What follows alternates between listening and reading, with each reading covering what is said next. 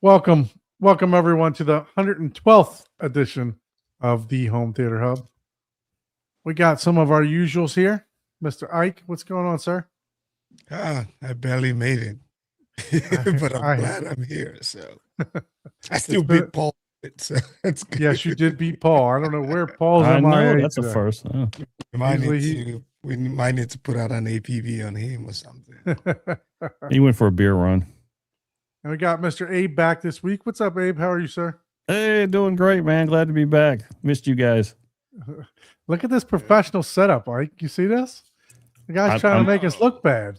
I know. I'm learning from you guys. You guys are the one who planted this bug in me. So, we just need to bring down the brightness a tad with the ISO on that camera. Okay. We just need to bring it down closer to 120 somewhere. I can almost tell.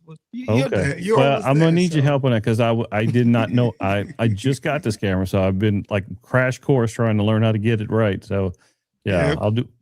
Yeah, he said his lights were at like. And then we might be able to put those lights so we don't have it right in your glass. Yeah, we'll walk through it, but it's on one and 5% on the other.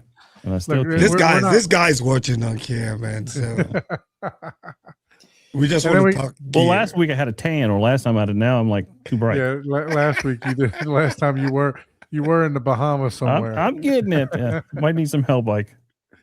Yeah, hey, Paul. We'll talk about it. What's up, guys? What's going on, Paul? How are you, sir? Good. I almost sent Kansas Speedy to come find you. I was a little late out of the gym, so it took me a little bit longer to I'll get keep over my here. comments to myself. Yeah. Me too. And then we got a new guest today, Mr. Gary. Thank you for joining us, Mr. Gary. How are you? I'm doing all right. How are you doing? Great to have you on the show. Gary is a speaker designer from GTL Sound Labs, so I'm excited because we've had you on the we've had your speakers on the show before, not you personally, but Mr. Law was on the show, and he showed us a new brand of speakers, that weren't too familiar with. But I tell you what, I was very impressed with them when we were looking at them on the website then, and we'll go through them today. With you. So happy that you decided to join us today. Well, thank you for having me. For sure.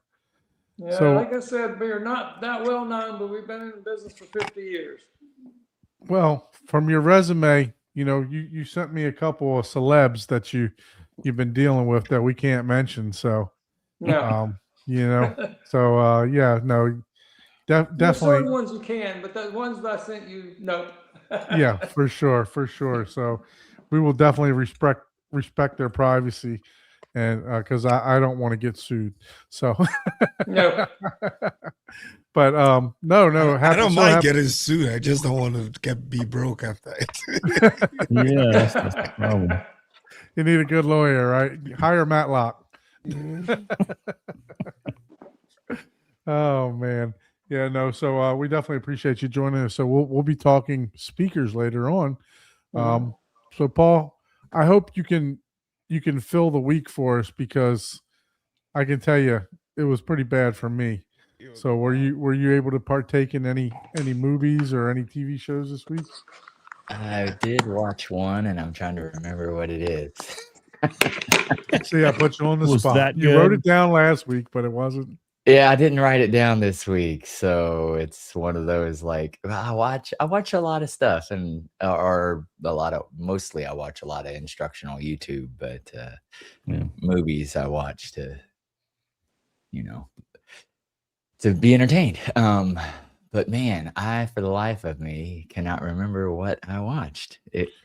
Maybe Jessica will remind you. She totally would know. She would have to message me on Facebook because I can't access my phone while I'm on it. Yeah, Jessica, please come on the show. You can take Paul's place. You can be Paul's secretary. No, she needs to take his place. Oh man, yeah, she probably would be able to take my place and remember everything. Man, yeah, I really don't remember, and I know I watched something. And we'll have to bring her on for Jessica's movie review segment. It was pretty good. I will be I think we need watching. to. That's something we need to do. Have a Jessica review segment, Yeah. There you go. like a 5-minute It segment. was Yeah. Seabiscuit. It's gonna be like, this is what Paul watched last week. Yeah. Yeah. This is what he doesn't remember. So she says she never remembers either. So now Okay. Well, now we're really screwed. yeah. Now we're done for. Now there's nothing. All right, so it obviously wasn't that memorable. So we'll move on. No. Mr. Ike, what about you, sir? I did not get to watch any movies, but I did buy one that I'm hoping to watch this weekend. So, look, I'm starting to take The Dead. The Dead. There we Yeah. go. it's John. Yeah, it's a Criterion collection. There you go. Nice. It's an old John Huston's. It's the old my lights are reflecting all over it, but yeah. Let me maximize that. There we go. There you go. Yep. So All right, that's a looking nice forward looking to it. cover. yep. Man. It's a release or a re-release. It's an old classic movie. Yeah, I don't think you need. 1987. I don't think you need to buy the Kaleidoscape because I mean all the movies you watch are from 19. Yeah, it's a 1987 classic, so you can see, it's a good remake. So, yeah, looking forward to watching it this weekend along with my other backlogs. So, There we go. There we go. Yeah. So the only thing I got to watch was the Super Bowl.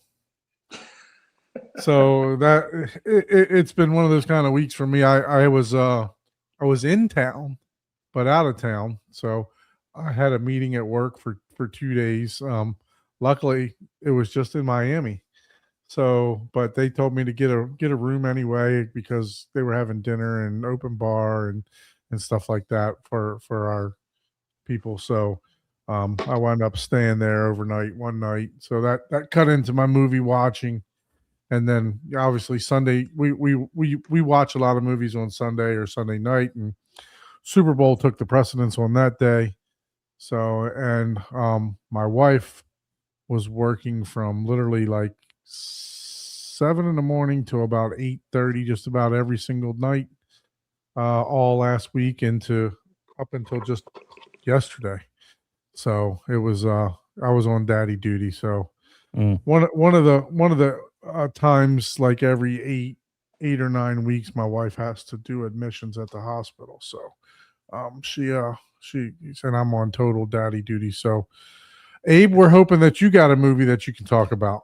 It's so I funny feel like I watched something as well, but don't remember what it was. And it's one of Yeah, this is Okay, the old age we're gonna skip this segment, guys. in the chat, tell us what you watched, please. Please don't tell us nothing. in the chat. Sorry, guys, we can't be there for you for the movies this week. So yeah, we bombed that one. All right, Mr. Gary, how about you? I watched 2 movies that you want something about. Yeah, that. hey, here we go. Let's talk about them for sure. Well, they're old. That's one fine. of them was the original Top Gun, All right. Nice. and then I did it against Top Gun: The Maverick. And Top Gun, the original, was done by Tony Scott. The soundtrack is wonderful. But the new one may have a better plot, but the soundtrack was terrible, and whoever did the recording did not do a good job. Okay. Well, Nice. we're gonna hear. Top Gun Maverick was quite a demo scene for the times. Oh, and, yeah. and all the CEDIA and M-Wave and all the events that I've gone to. So we're gonna have to get your opinion on that and why. Why do you say well, that? I'll tell you the why. Like the explosions were just not there. I mean, if you take the original Top Gun, I don't know if anybody's watched the original Top Gun. If you Of watch course. it, Of course. when those missiles hit, it rocks the house. Okay. And the other ones done, it's just thud. It's just not much there. Like Okay. I was saying, it's like I really liked Maverick Top Gun. I thought it was a very good movie. I thought in some ways it actually had a better plot line than the original one did. Mm-hmm. But the sound effects, I don't think were near as good. I see. Okay. I do remember the movie I watched. And you're right. I didn't really. I was like, I know I watched something. I only watched one. It was. Did Jessica just pass you a piece of paper to remind No, she couldn't remember either. It was A Real Pain. Have you ever heard of Real that? Pain. No, I've not heard of that. Sounds It like was- why you couldn't Sounds like remember something my it, wife 'cause calls it's a me all the real time. pain. Yeah. That's probably why you don't remember. 'cause Yeah, it's a real exactly. Let me. I think that's what the name of it was. Yeah, A Real Pain. That's what it was. It's got Jesse Eisenberg in it, and it's about Jewish struggles, and it was interesting, but the ending was just like weird, and it was basically a whole movie about someone's emotions. So yeah, that's what it was. Okay, I was so like, it's man, got- it took me. I was like, I know I watched something. What the heck was it? What was it? It's got the guy that played in what was that? Facebook, right? Yeah, the Facebook Yeah. guy. He's the You know, it's Facebook- funny. Every time I see it, guys, the only movie I relate or correlate him to is the Facebook movie. Yeah. He's stuck with me on that one. Yeah, pretty much. Let's So, see what yeah. else he's done. Oh, he's done tons of stuff, man. Oh, Kieran Culkin's in that movie. That's interesting. Yeah, I remember the Now You See Me. So he was in those. He was in Zombieland. Wow, Yeah, that's the one that Oh, that's right, he was in I didn't Mhm. realize that. I forgot that. And I love Zombieland. You know why? Why? Because they go to Tallahassee. I'm a Florida State fan, fellas. Oh yeah, yeah. I lived there for 20 years. They go to Tallahassee for some Twinkies. Anyways, so it wasn't as many movies as and it wasn't really like Oh, he was in Superman versus Batman. it was a story movie, and I guess if you could relate a little more, it would probably be a lot more impactful for you. So, but I didn't realize he was in Suicide Squad either. Oh, Well, man. Anyway. Zack Snyder's Justice League, really? Yeah, he was he's done a lot of movies. God damn, I he's really- Lex Luthor in that. Where am I at? I didn't realize. Wow. Oh yeah, he's a huge actor. Yeah, he's in. Yeah, no, he's a great actor for sure. For sure. So I didn't realize that he was in that many movies. a lot of people don't. I get him, and there's one other guy that's kind of like him that looks a little bit like him. It kind of has the same mannerisms a little bit. But he was in. Oh, never mind. I'm blanking on it. It's like a real life anime thing where they're sword fighting. I forgot what the heck. Where he's like a video game character or something, but he's real life and he's Pilgrim, Mark Pilgrim. Yes, Yeah. yeah. Mark Pilgrim versus the So, world. That's it. Yeah. Yeah. I always get them mixed up for some reason. Yeah. So, but yeah, So, I like Abe, that movie so too. so Abe, you didn't have a movie, right? No, I didn't. So what home theater related did you do? Did you do anything home theater related? Well, I was in North Carolina getting a theater built for a client over there. Watched them put up drywall. That was exciting. That was like watching paint dry, right? Yeah. So I'm sure it's a little quicker than watching Don put up drive. But it was fun. They put 2 layers of drywall up with green glue, and they did all the things right. So I was just there making sure they were doing things right. But the crew that we had hired did a really good job. And so while they were putting drywall up, I said, well, I'm going to upgrade this network. So I put Wi-Fi, I put access points throughout the house and beefed up their network. So next time when we go there to put the theater in, the network's a lot more robust. So just getting prepared to put that theater in. What did you go with? What network? That's an Arachnus. So we have Arachnus routers, switches, and then their access points. And then we put, because it's a cabin up in the mountains of North Carolina, you can't really rewire this house. Luckily, they had floodlights all the way around the house. So we replaced all the floodlights with those Ring 4K floodlights. Okay. And it made it super simple. We put it all on, and they look great. So now they can see all the way around their house. And I have the same thing at my mother-in-law's house. Yep. Yeah, it was a simple solution that worked out perfect. And they were ecstatic because they never had cameras before in this cabin, this vacation home, and so now they're loving it. So, That's and awesome. soon they'll have a theater there, so they'll be going there a lot more often. Yeah, no sense in reinventing solutions that already exist. Exactly. Yeah, and they couldn't be happier. Yeah, It's awesome. and it's a good simple solution. And let me tell you what, these 4K Ring cameras are so much better than the first generation, which I have here. So it made me want to come back and rip all my stuff out and put the new stuff in. Yeah, I did that because my mother-in-law, she lives in Miami, and well, most of the time her house is in Miami. Most of the time she's at our place. So I put cameras on all four corners and right above her door. Same thing, the floodlight cameras. Yeah, they do the trick. Yeah, well, we were happy with them. Yeah, for sure, for sure. So, Mr. Gary, tell us a little bit about yourself. Give us a little back history. What got you into sound? What into speaker design? How did this come about? Well, to be honest with you, it was kind of by accident. My first degree I ever got was in cinematography and photography, and I was running a small photography company, and there was a bus company over, near where the photography place was, and they had Marshall Tucker's tour bus, and they were trying to get somebody to do the speakers, and I'd always been building speakers since I was a kid. And so I said, okay, yeah, I will, I'll talk to you about doing it. And I ended up doing that. It was the only mobile thing I ever did, but it got me really interested in the design aspect of it. I don't know if any of y'all ever remember Raj Rogers, but I used to know Raj Rogers pretty well years ago. And so that's why I was using some of the stuff he designed that went into that bus. Does anybody know who Raj Rogers is? I do not. I'm not familiar with him. No. He was the main speaker designer for Macintosh. Okay. Many moons ago. Oh wow, gosh. Yeah, and back when Macintosh made real speakers. When Raj left the company, Macintosh's speakers pretty much disappeared from the high quality area that they were.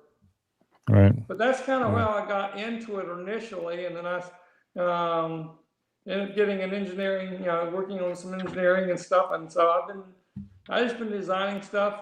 That what makes GTL a little different from a lot of the other companies out there is that I design my components, and then they're built to my specifications. So I'm not building on somebody else's design, which also makes it a little more expensive, because if you're using somebody else's design, then you can just duplicate it easily.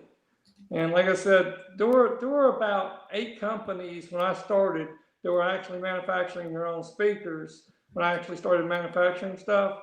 Now there is 40,000 speaker people who supposedly make speakers out there. And so, but I would still say there's less than 10% who design their own stuff. Most of it's using somebody else's or building on somebody else's stuff. Mm-hmm. So Miguel has a question. He says, did RBH design the speaker cabinets for Macintosh back in the day? I wouldn't know that, to be honest with you. I don't know the answer. What was that question? Did RBH design the speaker cabinets for Macintosh back in the days? I don't know that. Not to my knowledge. They may have after Raj left, but when they were originally, they were designed in when Gal was still there. They were still being and Raj Rogers. Everything was built and designed there. So to my knowledge, no, it was not initially. Now they may have eventually gone on, because Macintosh has changed over the years. Macintosh has changed hands so many times. I love their older stuff, and I have a bunch of their vintage stuff, but I'm not so crazy about the newest stuff they have out there. So RBH was founded in stuff, but it's just not what it used to be. It says here RBH was founded in 1976, so I'm not sure how far back. I didn't even think they were that old. Yes, Yeah, 1976. So on the, but yeah, no, I mean, No, and like I said, I'm not sure, but I know the back originally when I first started talking with them 50 years ago, it was not. They were doing their own designing of their own cabinets. Yeah. So Gary, I mean, you talked about, you know, starting off in video, but I mean, obviously if you were building speakers previous to that, what, you know, what got you into being even, you know, tinkering and, you know, taking the time to try to design speakers prior to you even getting into the you know, the video side? Well, what got me into speakers initially is that I kept seeing all these very expensive speakers that didn't sound very good. You're paying a lot of money, they really didn't sound that great, you know. And so I said, I think I could do better. And that's kind of how even when I was, you know, a teenager, you know, or so, I was buying, you know, particular brands of speakers and then building my own crossover networks and stuff and making them sound good, you know, was, you know, and that's kind of the reason that we're a little different from a lot of the other companies out there is because I still do everything, you know, any of the AP series, SB series, they're all hand built. They're hand done. You know, and so I still do all the little, you know, things that made them done. Like I said earlier in the thing before we started, is that basically up until 2005, all I did was custom speakers. We did custom speakers for anybody, the elite who really wanted something that sounded good. Basically, we started off truthfully as an audiophile, 2-channel audiophile company. And in the mid 80s, I did a reviewing room for Tony Stark, the person who did the original Top Gun. I did his reviewing room. And because he was looking for something extraordinary, he wanted something that really sounded good so he could in his preview room. And so that's kind of where, you know, I got into the theater kind of world or the reviewing room kind of world. But most of mine has always been 2-channel until 2005. It's always basically been reviewing listening rooms. Okay. Wow. So what as far as like speaker design, right? What are you looking at? You know, and obviously I don't want you to give away your trade secrets here, but you know, what are you looking for in a speaker, like a driver?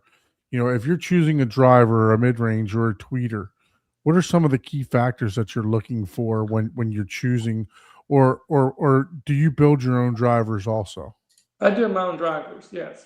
Okay, so what are you looking for when you buy a surround or a or when you buy voice corals or whatever, you know, whatever you're putting together, right? When you're putting that speaker together, what qualities are you looking for in some of that stuff? Well, I'm looking, okay, basically when I'm designing designing a woofer, I'm looking at how the voice coils are done, how they're wrapped, how many levels of the formers, the spiders. Then I also am very cautious on the type of surrounds that I use, because you can have a rubber surround, they can say they're rubber, and then there's broodling rubber. One's 5 times as expensive as the other if it's real broodling rubber. You know, there's different. I look for the quality things that actually will stand up, because my speakers last forever. Pretty much, I don't, in all my years of doing this, I've never had a speaker someone said, I'd like to return this because I don't like how it sounds. And that, you know, and that's pretty hard to do in 50 years to find somebody, so, you know, I don't like how that sounds. You know, So like what about that's never happened. have you ever had anyone blow any you know, blow any of your drivers or you know Well, I'm going to answer that question in a hilariously funny thing. I had an installer who plugged up one of my speakers to a 110 circuit and threw the circuit breaker on. Yes, it blew the freaking speakers out. Yeah, That'll do it. It blew but to answer your question, no, I have not had anybody using a normal thing as long as they have stayed within the proper power limits. And I'll tell people what the power, because I'm one of these people who tell you what it really is and not, you know, like all these people say, oh, I need 1,000 watt, I need 1,000 watt amp. You don't need a 1,000-watt amp. 9 times out of 10, you're using a third of a watt. You just need the dynamic punch of the dynamic range for more. In some cases you'll get up to maybe 50 or 60 real watts, but a lot of these receivers out here that say they're 150 watts, you put them on a watt meter, they're closer to 15 to 30 watts. They're nowhere near what they're rated.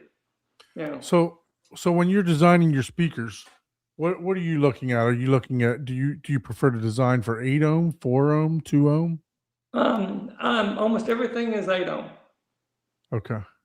So I have some stuff that I've designed for 6.6 ohm, but that's a slow.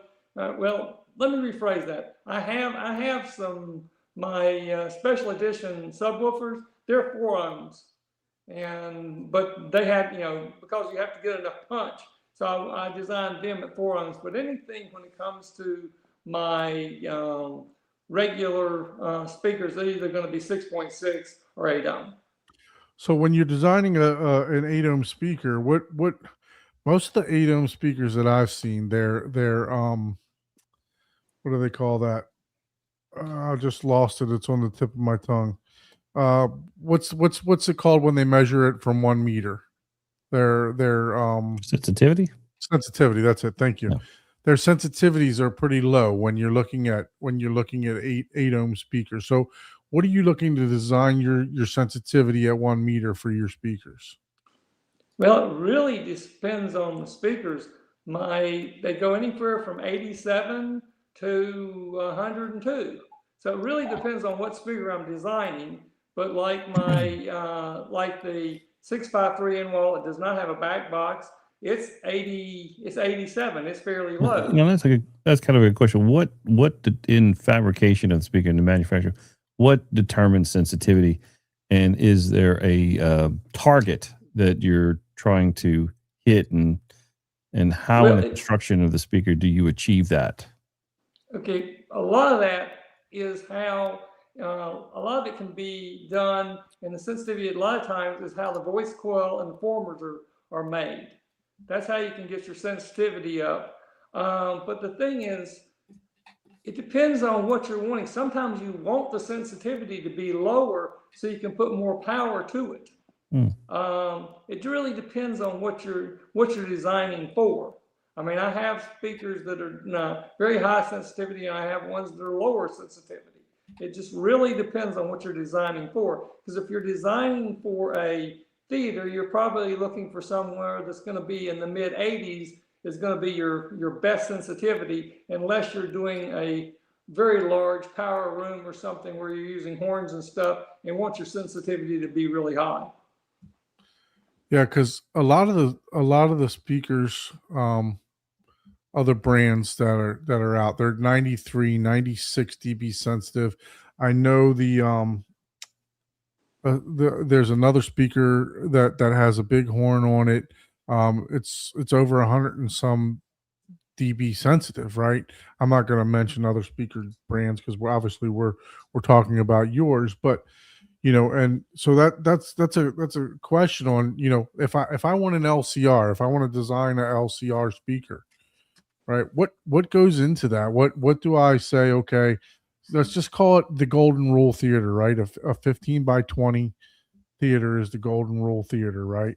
So what do I look at, cabinet wise? What am I looking for if I'm going to design a speaker for left, center, right? Or I mean, how much power are you looking to put into those particular speakers? Well, I like for LCRs for that size room, I like to be able to make sure it can handle 150 true RMS. Okay. And most people don't understand 150 true RMS is way higher than people think it is. It gets very loud. You can get those things very loud at 150 watts is really loud. You're up around 100, you're up in that size room, you're up about 105 to 106 decibel, which is actually damaging your ears. Right. So, reference is sought to be at 85. So let me ask you that question. Where do you place reference at for what people call 83 to 86. Okay, so we're in agreement with that. Some people say less, some people say a little bit more.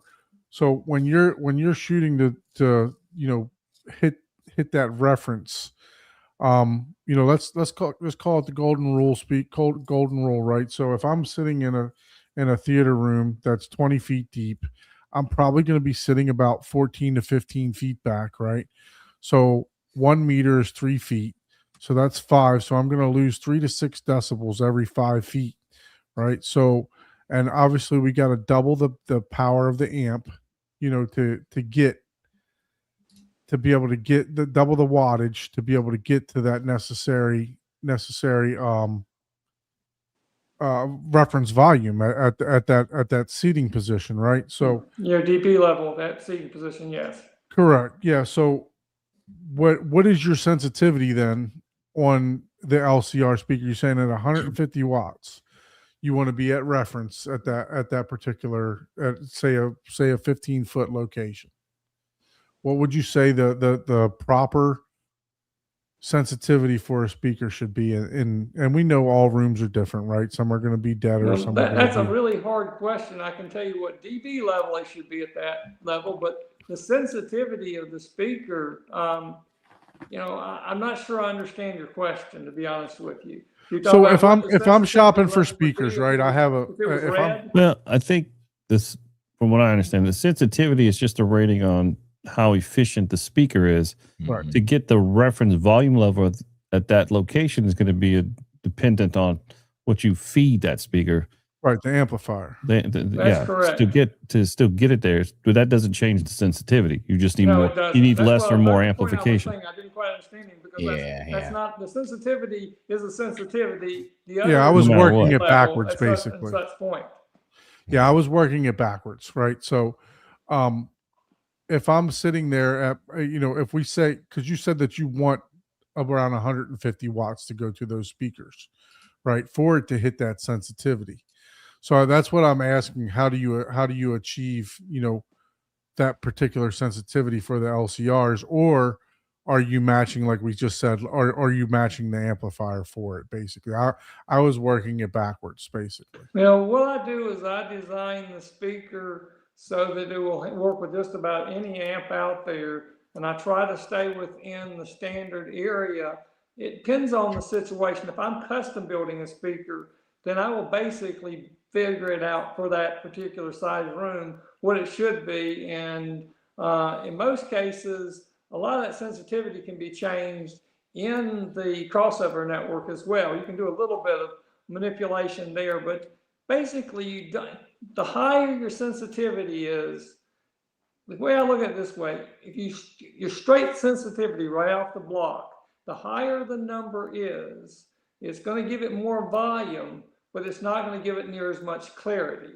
That's why you want to stay down in the 80s or low 90s unless you're using a compression or a ribbon horn or it depends on what you're designing. All these are kind of, I didn't know I was going to get into technical stuff because I was afraid a lot of people would get over there. I don't want to get really too technical, but yes, to answer your question, you want your sensitivity to be a certain thing because you want to be able to add the volume that you want. The higher the sensitivity, yes, you won't have to have as powerful of amplifier, but by doing that, you're going to be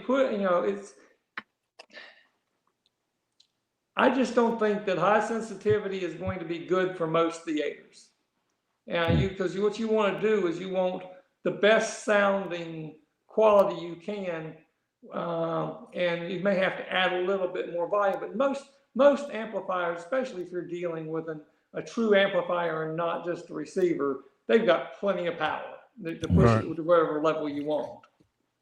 So in your speakers, I mean, what do you prefer for tweeters? Compression, ribbon, soft dome. What's your preference? I like soft domes a lot. Yeah, so I've always liked soft domes. I use a lot of very good quality soft domes. I have one person who corrected me, said, "Oh, this is wrong." I said, "No, I said I happen to have a soft dome, but it has a titanium cover. And they said, you can't have that. That's impossible. I said, well, that's what I have in this particular speaker. And they said, well, you need to change that on your website because that's impossible. I said, I'm sorry, that's what I have. It is a soft dome tweeter, and it has a titanium cover on it, and it does extremely well. But it's something I designed. Oh, that's cool. And to answer your question on design of drivers, I love woven carbon fiber. I was probably the first company out there who designed the woven carbon fiber thing, and driver that was back in the 80s, and you didn't see woven carbon fiber come on the scene until probably in the late 1990s, when a lot of people were trying to pick up and use it. Mine was self-venting. A lot of times what you find was it a B&W that was doing the cones first? where they stick carbon fiber on top of it, and the cones are not really carbon fiber. They're actually paper with carbon fiber stuck to them. Okay. So as far as the tweeters, you like soft dome, mid-range. Mid-range, what are you looking at in the mid-range? I'm not sure I understand your question. Like material wise, what would you prefer for a mid-range as far as is that also carbon fiber? Is that aluminum? I love carbon fiber. I also use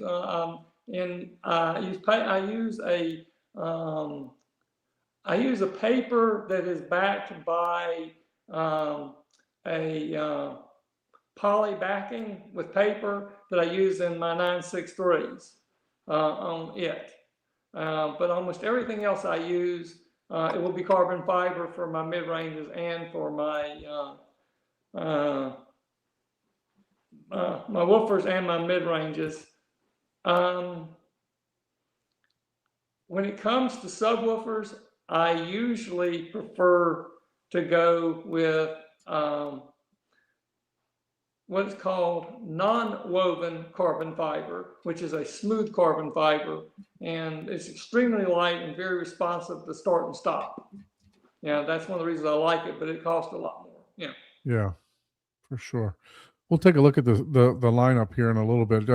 I just thought I'd ask you some design questions, because it's not something that we've had the opportunity to ask someone, an actual speaker designer, hey, what are your thoughts on this? What are your thoughts, and what do you look for in certain components and certain speakers? So, if I were to ask you about like your in walls, what are you looking for when you're designing an in wall? Are you looking? Well, when I'm designing the 963, I was designing it to make women happy. Men wanted these big speakers on the floor, and women didn't want them on the floor, but they wanted the great sound. And that's how I came up with the 963. It has my patented resounding chamber technology, which turns sound around. So basically, it sends 96% of the sound out the front of the speaker, and 4% goes to loss. If you know much about speakers, it's usually 70 forward and 30 back. And so this is a pretty neat little thing that I did. That's one of the reasons that the in wall that I have, the 963, is this phenomenal of in wall. I'll put it up against, I'll put the 963 up against any ABS in wall out there, period. And those are sealed enclosures, right? For the Yes, 963. that's part of that. The resounding chamber technology is inside that sealed enclosure. Yes.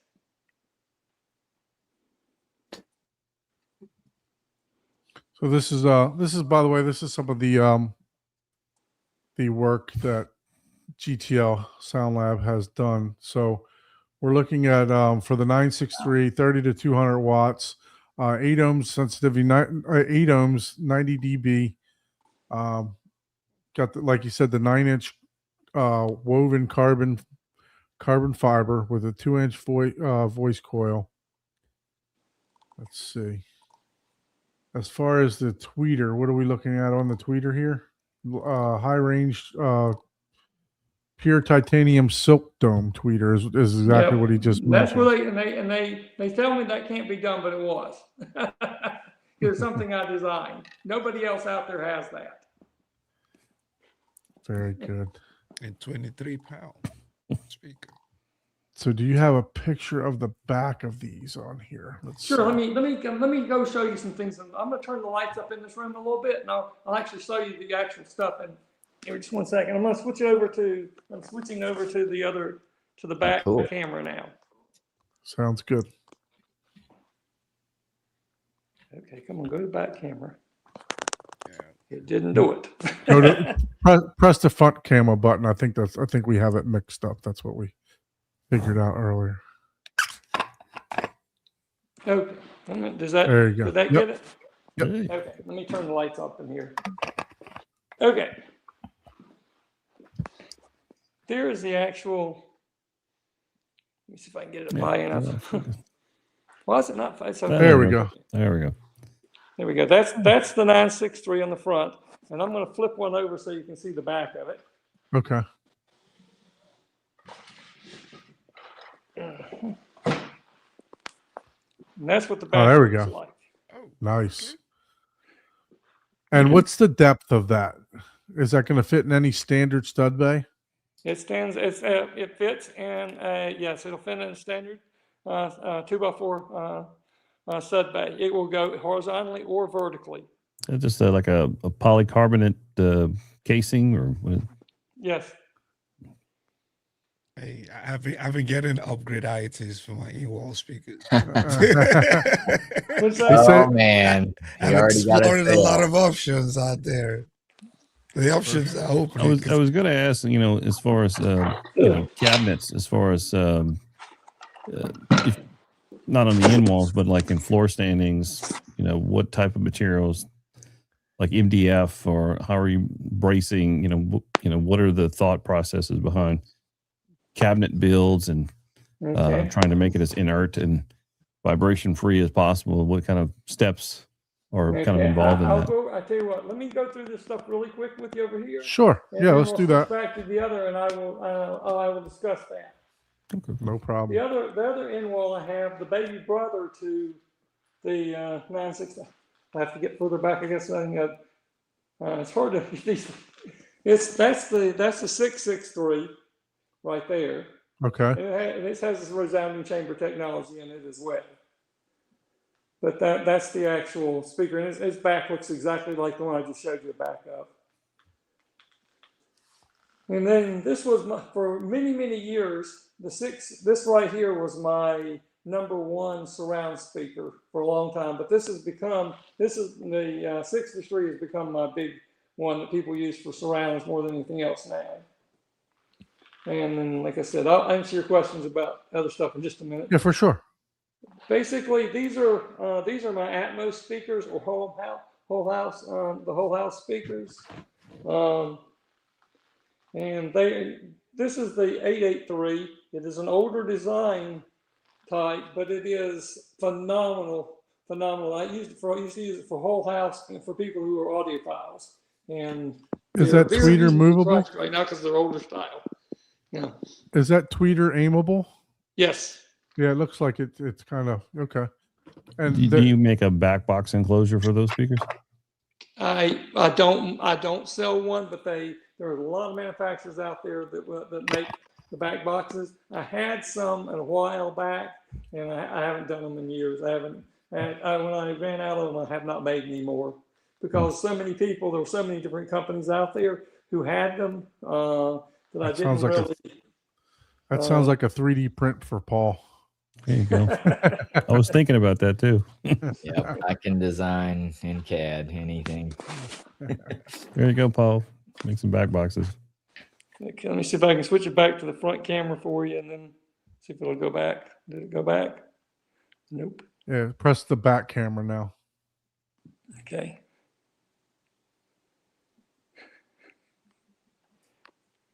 There we go. It's not okay. Now you were asking me a question. Now in just a minute it's going to get very light. I'm going to turn the lights down again because what happened last time was so bright you couldn't hardly see me. Okay.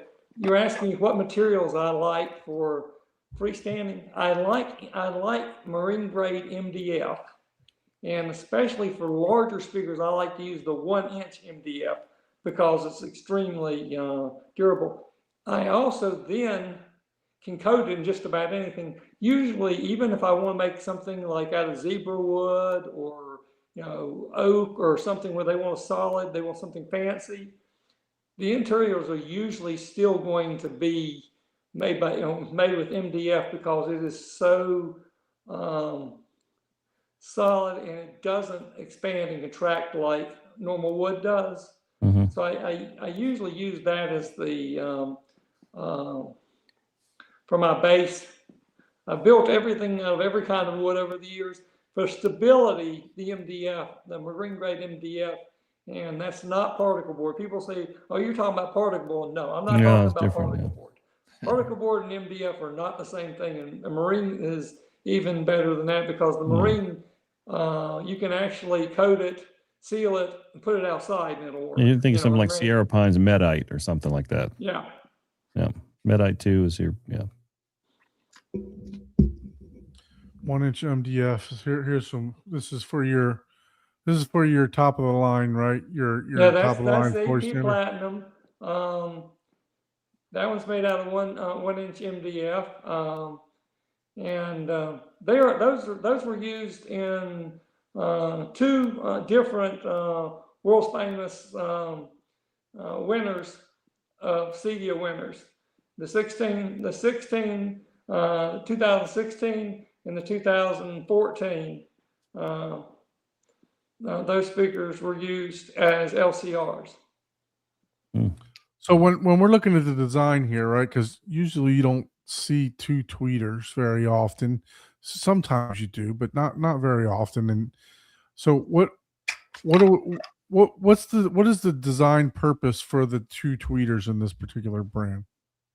The reason I use 2 tweeters is because tweeters put out 1/3 the volume of your mids and your basses. And so therefore, if you want to have actually your tweeters hit you with the correct thing, you need that in this particular design because the bass is so extreme and the mids are so dead on. You need this to make sure that everything is a nice level response. I mean, if you look, there may be an actual, if you go down here in the gallery at the bottom here, there may actually be a chart of how those, I think there is, if you look down, I think there's a chart, that shows you the actual response chart. So you can see how smooth those things are. And, they just get a little bit of a peak because there's 2 tweeters, but usually you see these things drop off around 12, you start losing 12 to 14, you start losing your tweeters. Mm-hmm. Unless you're going with horns. And when you're going with horns, then it's going to usually be a spike of 6 dB starting around 5,000 and staying up there. And your frequency response here, was that done in an anechoic chamber or was that just done? Yes, that was. See, that's the other thing is I used to send these things off and have them tested. I have not had anything tested lately, but that was actually done in a chamber. Yes. Okay. Man, those are, so you don't get any crosstalk, any comb filtering or anything like that, designing it like that? No. I've had no problems with them whatsoever. Like I said, matter of fact, I have a pair of those. I have a pair of those in the room I'm in right now. Like I was saying earlier before the show really started, this is my solarium. It is full of glass. And if you know anything about speaker design, a glass room with marble floors is not what you want to try to do. Use as a listening room. I can use this as a listening room, and I've had audiophiles say, "Oh, that's impossible." I said, "Okay, fine." I said, "Come here and sit in my home theater chair. Bring your favorite CD and tell me what you think." And they go, "Oh my freaking gosh!" That's their response. I mean, like I said, you were just showing there, and I just recently had an audiophile who, that's what they did. They run a 2-channel shop in Europe, and they just wrote me that review that was up there a minute ago. Okay, I'll put it back we were going through, you rolled through there and showed a picture of a 2-channel room, and then a review, and he was going, "Oh my gosh," he said, "everything I have in there, they're not pretty. He said, your speakers are not very pretty, you know, but you know, they're not very pretty, but he said, boy, did they sound good. He said, and I liked them enough that I replaced my far more expensive speakers and put these, a pair of these in my own personal listening room. So when it comes to home theater design, right? How easily are these? You know, can I use these as an LCR and then put the end wall in? Are they going to be timber matched or timbre matched? They're timber matched.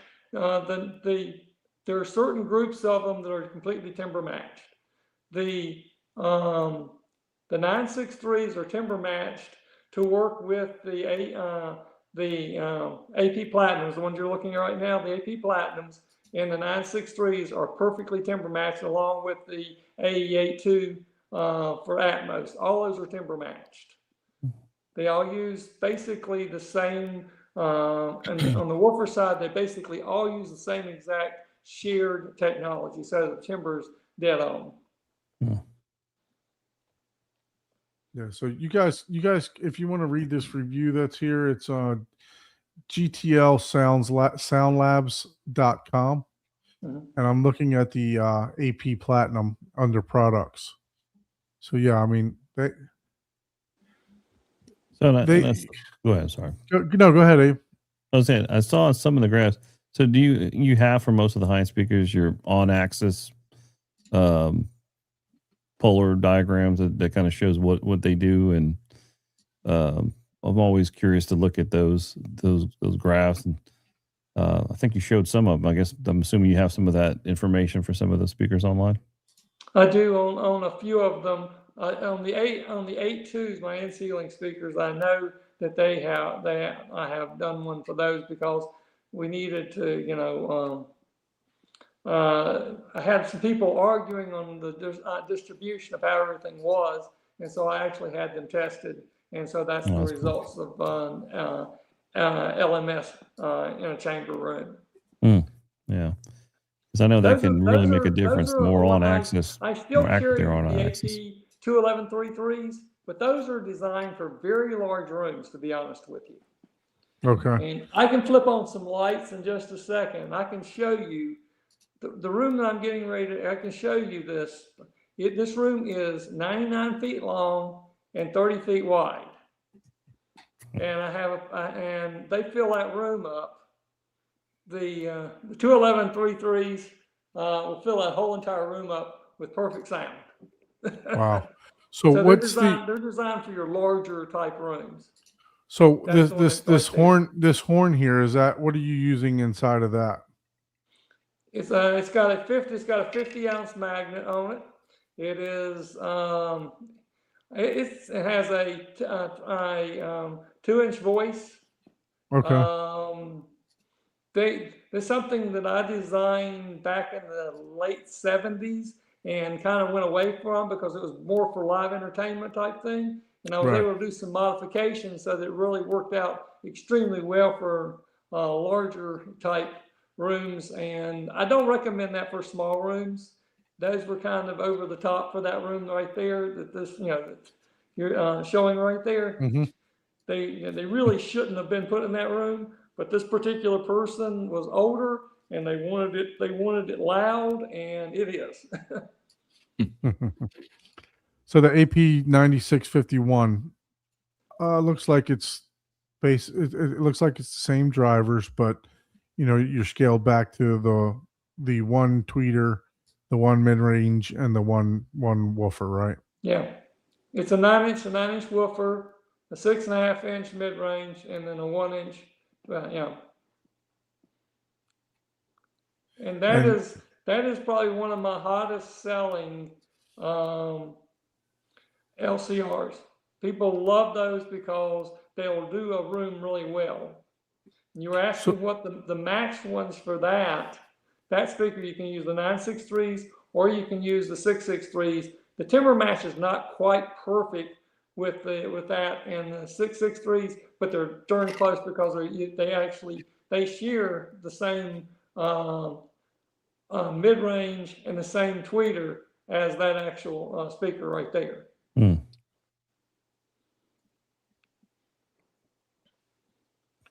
92 dB sensitive at 8 ohms.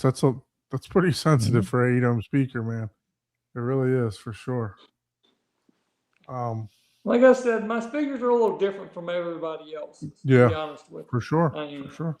Well, I'm not a normal. It's just this is not like the thing is I'm a cottage industry company. I'm not a JBL. I'm not Eclipse. Used to be my biggest competitors used to be thing you probably don't know. Snell used to be a big competitor. No, I remember Snell. California, Yeah. Cat used to be a fairly large competitor of mine. It's right now it's Pre-Listen, Top Shelf Wisdom, and Lindor Steinway are my biggest competitors. When people were building these rooms and stuff, that's kind of where. So, and these are the 751. So, give me just a question because I didn't see a dimension. I may have just went by it, but when we're looking at the AP Platinums, right? How Yeah. tall? How tall are those? They're Are roughly they 4 feet tall. 4 feet tall? Okay, and then we move to the 9651s. What? They're 28. I think they're 28 inches tall. Okay, and now we're on the 751s here. Yeah, under the specification, you can find it. I did something's wrong. Oh, there we go. Yeah, so 11 inches wide by 21 inches high. Okay. How do I get back to the chat? For some reason, it says studio chat 5 people. Start conversation. Do I hit the middle button or something? I don't know. You're here. No, you're here already. I don't see chat. anything. He's not seeing the chat. I'm not Are seeing anything. I don't see any of y'all anymore. Okay, so you might have swiped out of the screen, so you just need to hold down and swipe up. And then you should see a list of windows there. I think he's on an iPhone. He's on, right? yeah, he's on an iPad. Yeah. Yeah.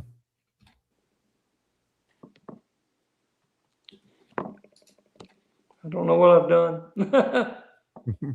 Says start a conversation, chat. I don't know.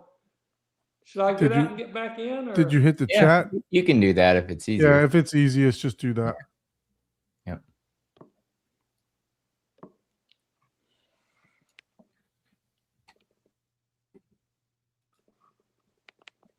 Yeah, so these So I think Ike's gonna upgrade here shortly.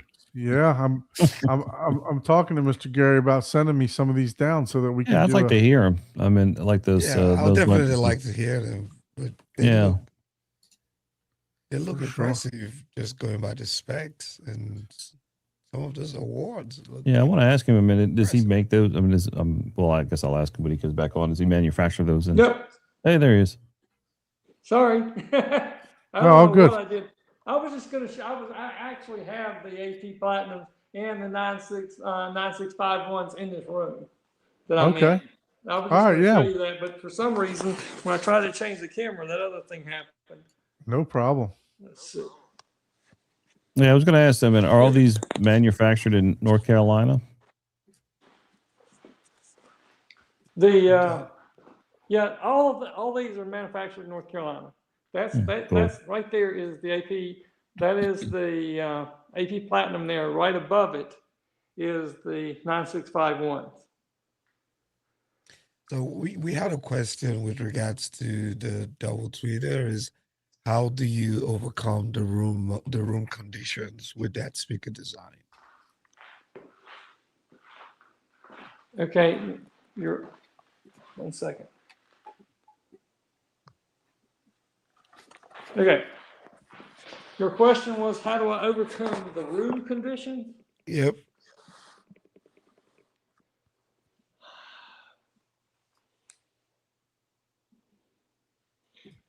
I'm not quite sure I understand your question, but I'm going to try to explain. You said the room conditions. Can you kind of tell me what you're talking about? I'm not trying to be a smart aleck, but No. Yeah, it's a question from the chat, but I suspect it has to do with maybe the design. Maybe he's talking about comb filtering because of two tweeters near each that's other. What, that's what I think it is. It's Maybe with the two tweeters. They're probably referring to comb filtering But flat bridge doopy, if you want to elaborate, please do, and we can get Gary to answer your question correct. He I said, really don't understand because I've never had a problem with this. It's just basically they're as long as both of the tweeters are the same exact dB, you have to have matching tweeters. You can't just say, and trust me, when you're manufacturing a tweeter, they're going to vary. No matter what you do, they're going to vary. And you've got to make sure that you put matching ones together when you put them in there. And if you're using a LCR, all 6 of those things have to be the same. You can't say, oh, I'm going to use this one, which is one way, and this one's another way, because then your sound will not be proper. Yeah, I think they're alluding to the fact that it will not give you the sound you're looking for. So that, having 2 identical speakers, that if they have certain frequencies that cross at the same point, that they have cancellation. right. Yeah, it's comb filtering. That's what he said. Comb He says filtering, exactly. so I'm thinking that's what they're alluding to, is the question, but I'm assuming that's not an issue. I mean, I've never had that as an issue. No. I'm just guessing what. Yeah, because flat bridge doopy, he said exactly, guys. So yeah, he was referring to the same comb filtering that I asked. Question that I asked, because it's kind of like when you design the horizontal, when the other companies design the horizontal center speaker, right? Sometimes you get comb filtering when you do MTM design, right? So you'll get, with 2 of the same drivers, you'll get some comb filtering. And look, some of it may be inaudible, guys. So comb filtering is not always audible, right? It may be in an area to where, you can't even hear it, right? So just to give you guys, some perspective on that. Would you agree with that, Paul and Gary? Yeah. Yeah, I mean, the comb filtering normally happens between the distance of the center of the mid-range to the tweeter based on the crossover. So that's just a physics thing. So is what ended up happening is on an MTM, you have, your mid and your tweeter. So the distance between here and I might be getting this wrong here because it's been so long, and here are the same. And when they meet, they cancel each other out. But that's not a thing when you're going vertical, because you're not, yes, it is, but you would literally have to figure out exactly where, like, oh, let me get right in between this one little wave spot. Yeah, it'd be almost a single way. Yeah. Yeah. So, and the thing, to answer your question is, now as far as like the, 2 same things, that's not the same as comb filtering. Like, that's not the, because you have 2 sounds that, like if your left speaker makes a tone and your right speaker makes a tone, they don't cancel each other out, right? Right. It's all on how the distance relative to the crossover points and what the speaker's producing. Yeah, or everything would be called noise canceling. I don't know if there's a picture of the AP Platinum Center channel in there. I don't know if I actually have that in there or not. It is a horizontal one, but to correct that, the tweeter there's a mid-range tweeter, and then there's a tweeter mid-range, and they're crisscrossed. And that's what I had to do to straighten out any kind of weirdness in the sound on ones going horizontal. Yeah, I do have a question on the dual tweeter. Is it more for power output or for dispersion? Both, but to be honest with you, both. But it's mainly more for dispersion. Okay. But you can put a lot more power to it, because of all the drivers that your soft dome tweeters can take the least amount of power without blowing them.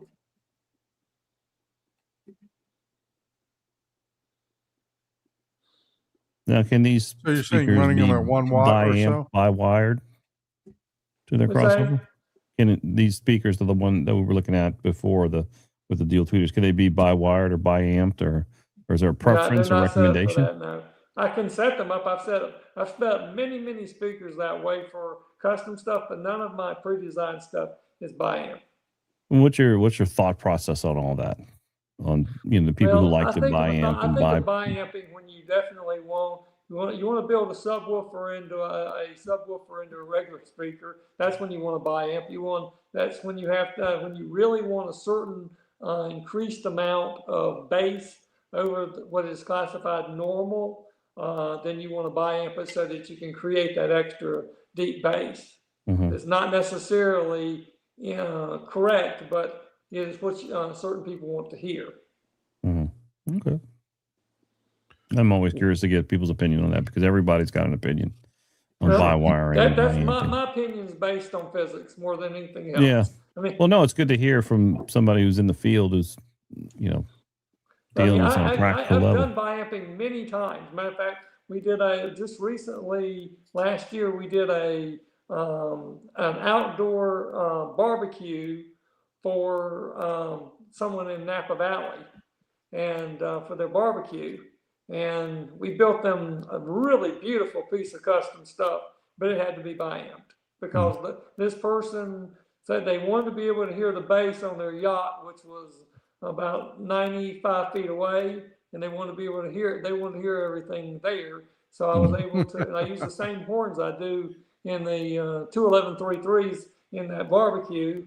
And we ended up putting 4 of my SB15 SEs in there, and we bi-amped those things. And but as far as by wiring, not a real big necessity for that. No. Okay. And I'm assuming to speakers, something like that, you're running 12 gauge, 10 gauge? Something like that. Yeah. I prefer at least when you're running nice LCRs, 10, at least 10. When you're using, like when I'm doing the AP Platinums, I suggest people wiring 10. When I do this 12 for the for your like the 9651s, and I say never ever go lower than 14 on anything. Absolutely. I don't go below. And people will do smaller than that all the time, but you lose too much. People don't understand. Too much resistance. Speakers is physics, to be honest with you, and you get so much loss. Anything under that's 14 gauge and below, you're just losing. The loss is just too much.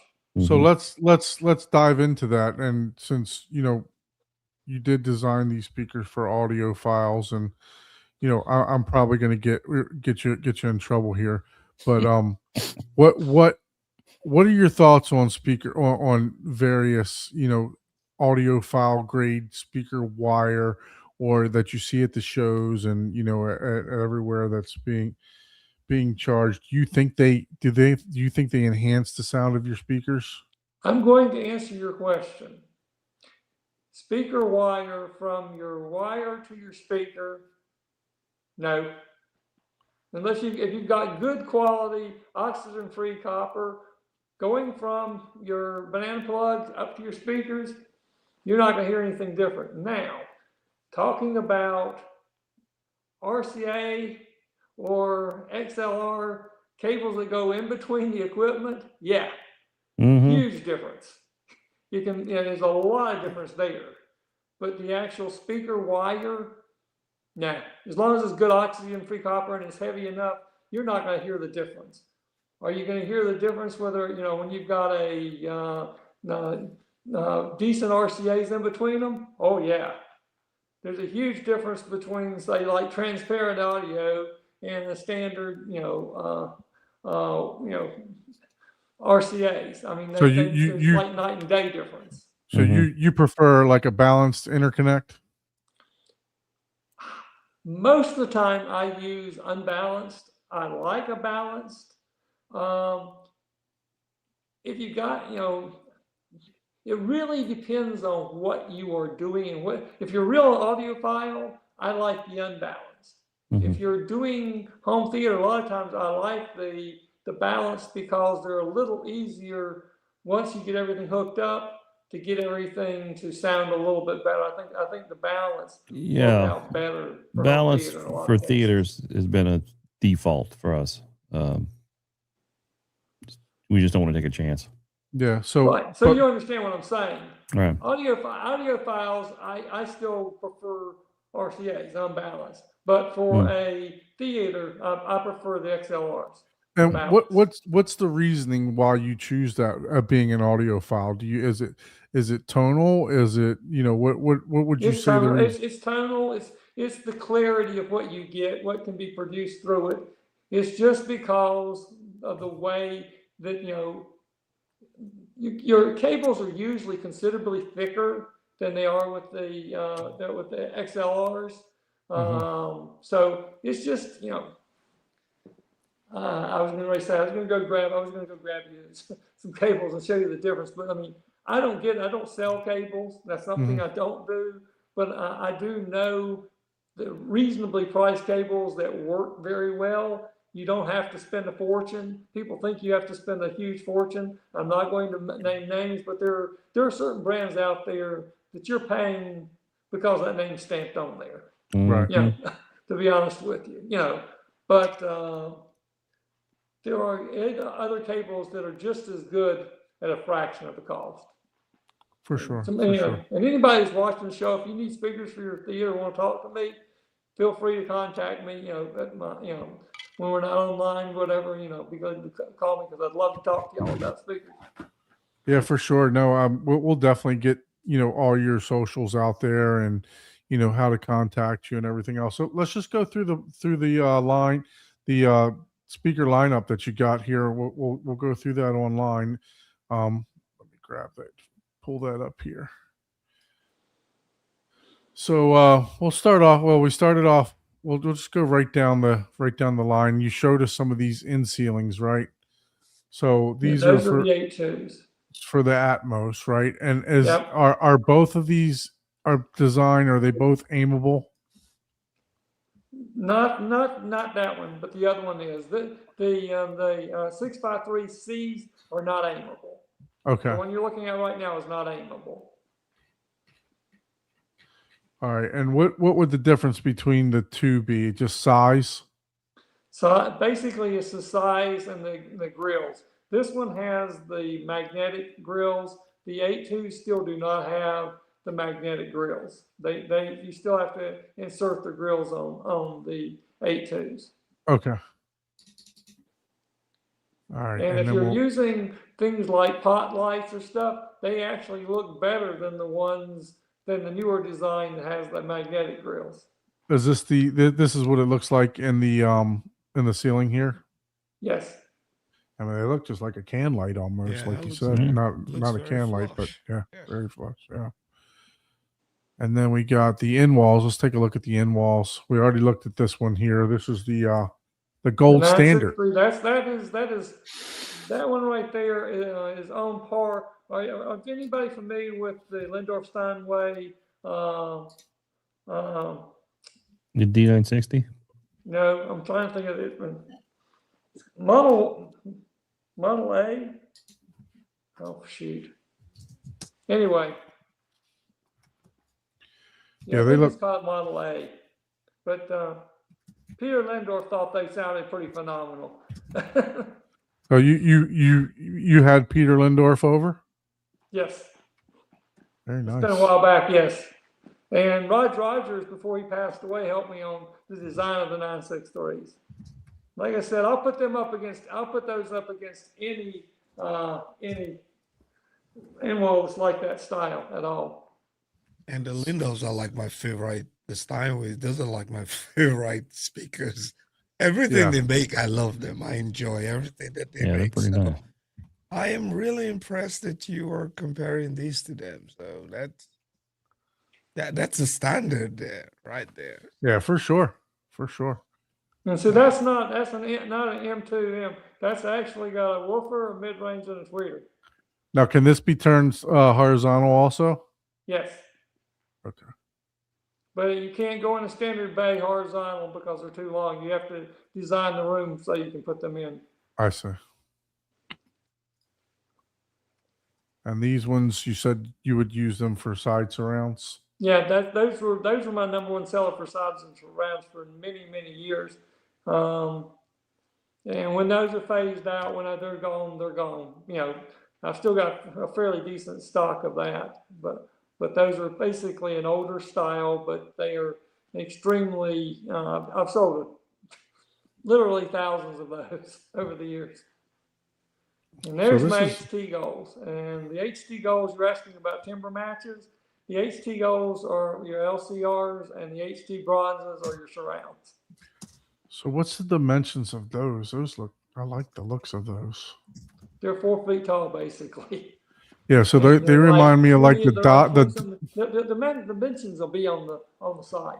yeah, they remind me of like the dollies, the 280s that are like super tall. Yeah, 48 inches in height. That's cool. That's going to cover a lot of area behind your screen, especially when you have a large screen like that. What was the purpose for designing these ones so large? For bigger rooms and for rooms where they wanted to just because when you use a larger screen and you want to make sure that there's plenty of punch, and so that's why I designed them.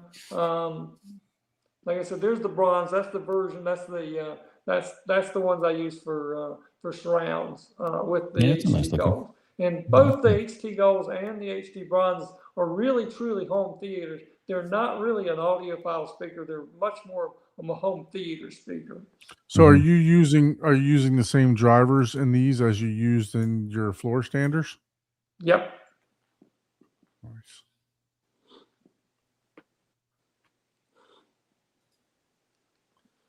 Okay, so we're back to the some of the small. This is a smaller floor stander, right? That we're saying that. Yeah, that that's can actually be hidden. that's more of a Yeah. bookcase / stand speaker. Okay. Yeah, I was just seeing for the hidden portion. Let's take a look at your subwoofers. We've seen the floor standers. Let's take a look at the subwoofers here. So I'd imagine with the SB12, it's a 12-inch driver. Yes. And when we talk about subwoofers, we ask what you were looking for in a in a regular woofer and your mid-range and tweeter. So what are you looking for quality wise in a subwoofer?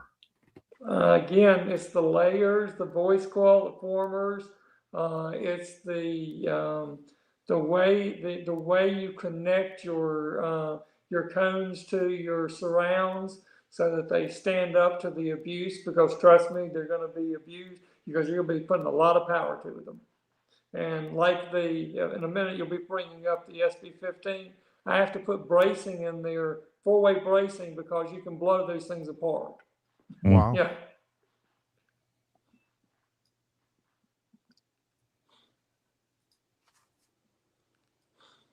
So these are some of the theaters that those subwoofers went in. Right. Yeah, so so a little we're bit of looking at- first impressions. I think that's a first impression theater, right? That one, that gold one, Yeah. Which one? the gold one, that one. First impressions is that I thought, if I'm not mistaken. It looks familiar. Yeah, I think that one was actually done by Double Diamond Audio Salon, if I'm not mistaken. But I don't know. Yeah, Double Diamond Audio. Yep. Installed in Yeah. USA. That's what I thought. That is a very old theater. He's Well, it passed also away reminded me now, of, like, I but don't know if you own remember that First company Impressions out of passed away Miami. now. They did a lot of the red and gold theaters like that, and it just reminded me of one of those theaters that Yeah, they designed. He did that long. That is really not a new theater. That's been around a while. Yeah. So 92 pounds for this 12-inch subwoofer. It's got some heft to it for sure. They're heavy. So when you're designing the cabinet for this, is it a double a double baffle of plywood on this? It's In the front? actually 1-inch MDF with 2 inside supports. Okay. And so it's heavy duty. And I've never been able to blow one apart yet. And I put some serious amount of power to them, enough to probably blow the drivers in cases of not blowing apart. I have seen subwoofers blow apart, trust me. I've seen people, not mine, but I've seen people blow subwoofers apart. Yeah. Okay. So we're looking at 24 hertz. Is that anechoic also? Yes. Okay. What about in room? What can we get in room for those? Do you know? You talking about the SPL or? No, the frequency. Usually when you go in room and you corner load and stuff like that, you may be able to get them to drop a little bit lower than the 24 hertz.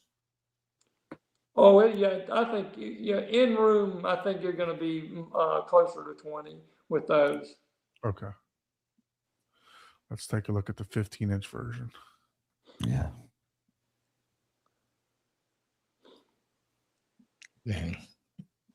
Oh, wait a minute. Hold on. There was a special version of the 12 here. The S. That's what I thought you had up. I thought you had the 12 SE. No, that's the high output. Yeah, that's a high output vented. I personally cannot stand vented speakers. I like sealed, but a lot of people really like vented speakers. Yeah, the ported. What's the port tuned to in this one? Do you know? You talking about what is the speaker tuned to for the hertz ratio, or are you talking about the? I'm not understanding your question.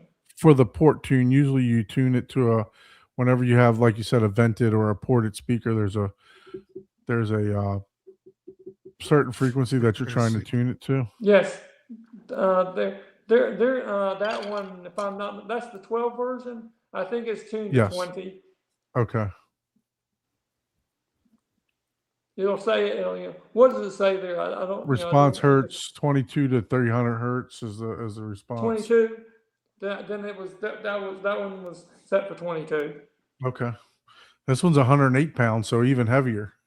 Yes. Wow. My subwoofers are very heavy. They're not cheap either, because the drivers are so expensive for those things. If you've gone and looked at, what real subwoofer drivers cost, they're not cheap at all. Yeah. I mean, they're very form fitting. They don't seem to be taking up a lot of extra space. It looks. I mean, they look nice. I love the look of those. Yeah, amazing. Yeah, got a nice clean look to it. All right, now we'll move to the 15-inch ones. You got any thoughts of doing any 18-inch? I have a 21. Oh, my bad. I don't 21 max, and all this is for people who are insane. There you go, Don. That is me. I'm a bass head. You're a bass fan? Yeah, for sure. They're more, to be honest with you feel a 21-inch more than you hear it. Right. And that's what I look for in a theater. A lot of us are looking for that tactile bass, when you have an explosion, you want to feel it, or a gunshot. So. Exactly. Yeah, actually, I'm kind of curious what Gary's opinion about there's a, kind of this whole genre of moving into infrasonic subwoofers and creating a separate channel and splitting the LFE and purposely building speakers that can replicate those lower frequencies just to get more of that. What's your opinion on that? I don't know if you've seen a lot of that going on, but I know that's a trend. I've seen it. I really haven't given it a whole lot of thought, because already with my subs, if they're not low enough and they don't shake you enough, then you're deaf. So this one here, it's like someone who came in here about a year ago, they said, I'm going to have to up my game. I've never heard subs sound like this. And I said, well, that's what a sub's supposed to sound like. It's not, He said, you would be surprised where Paul comes from. These guys are building subwoofers on top of inner tubes just to be able to just to be able to rock themselves around like a roller coaster ride. So, Yeah, there's people here that have Yeah, well, they got Four or we got some five. crazies. 4 or 18 5 18s in a room. eight 18s, 4 21s. I mean, it's crazy. You do know they're going to be deaf when they give them another 10 years. They'll be deaf. They'll be deaf, but they can still feel it. That's all they Yeah. care You still about. feel the bass, man. Oh, they Sub- can. They can It's all that Subtitles and matters. bass. Subtitles. That's why you have That's the subtitles. future of man. all of us, huh? Subtitles and Yeah, bass. It's funny. I Yeah. still have my ears tested every year, and I still can hear from 18 to 22 flat.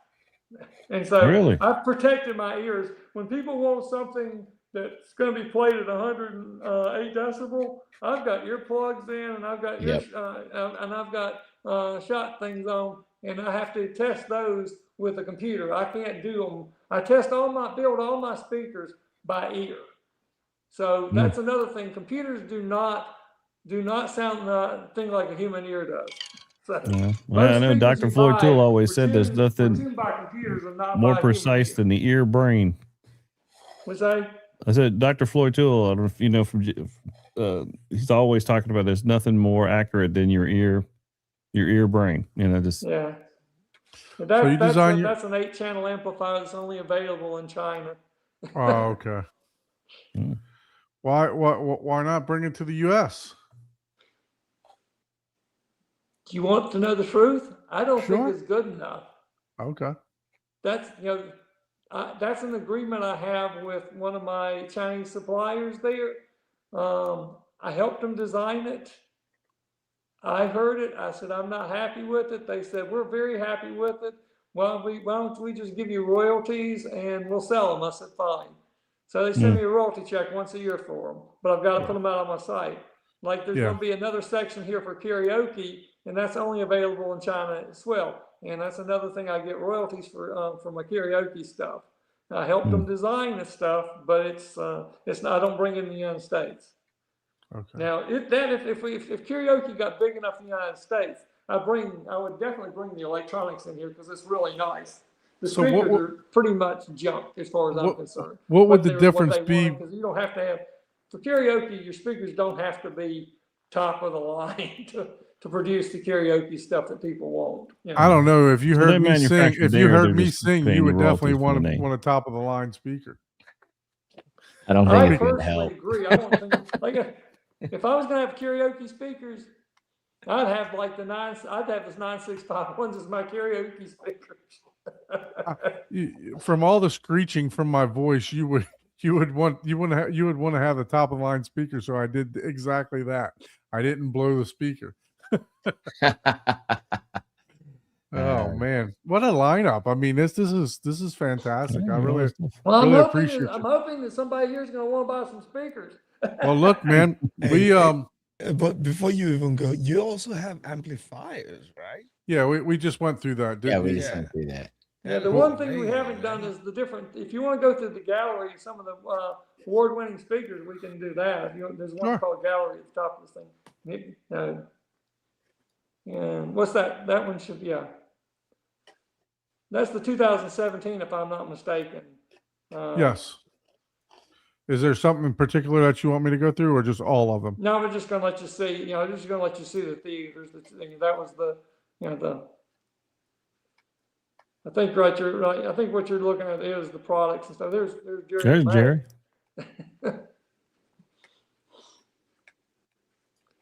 Yeah, I think I think right now you're in the product section and not in the. You were talking about since this is a theater hub. I just thought you might want to see some of the sure. theaters. You just want to go to home theater then? There we go. Well, if you want there to see you some go. of the theaters that my stuff Check is on. that out. Yeah, that looks cool.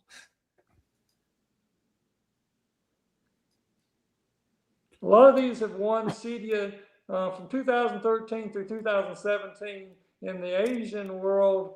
We were either won the best or the global best. So that one right there was the 2016 global best home theater in the whole world. I've seen this picture before too. I Yeah, Yeah. I've seen it quite a few times. Mhm. Did not know where it was from, but I'm Right. impressed. So if you go through it, you can, there's another, that's another Zini theater that has my stuff. That again is back from Double Diamond, something double. I don't remember who did that theater, but I thought you were going to be looking at the ones that won. But these are just Yeah. different theaters. Yeah. We'll go to them too Okay. for sure.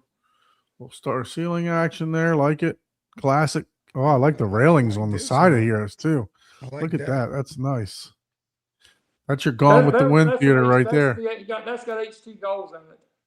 I can watch all my old movies there. Yeah, you feel right at home there. Like King and I And that's sit there Malay. watching That's classics. from Malaysia. That's from that theater's in Malaysia right there.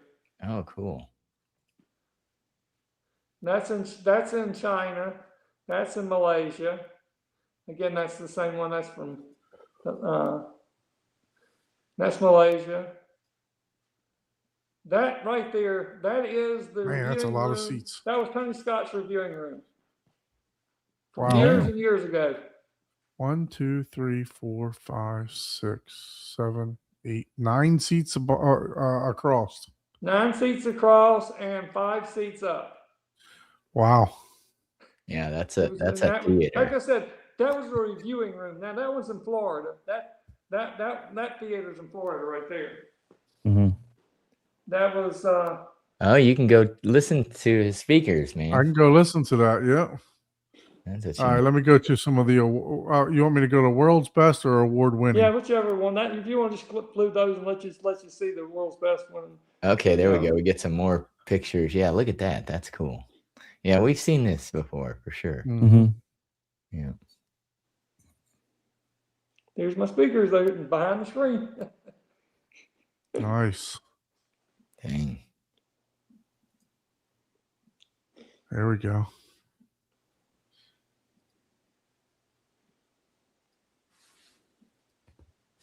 Oh, look at those argon amps. Nice. Yeah. That's a lot of them. Mm-hmm. Oh, very nice. 2016 global winner. Yep. Very good. And 16 was the last year they actually went and did and actually tested the stuff. After that is already sending reports to, and CD decides on reports that are sending. But from 13 through 16, they actually went out. If they, the top 2, they'd go out and actually go see the theater so they know which one won. So they traveled to Malaysia and China and everywhere else Yep. for that, huh? Yep. They don't do that no more. No, they don't. They quit that in 17. Yeah.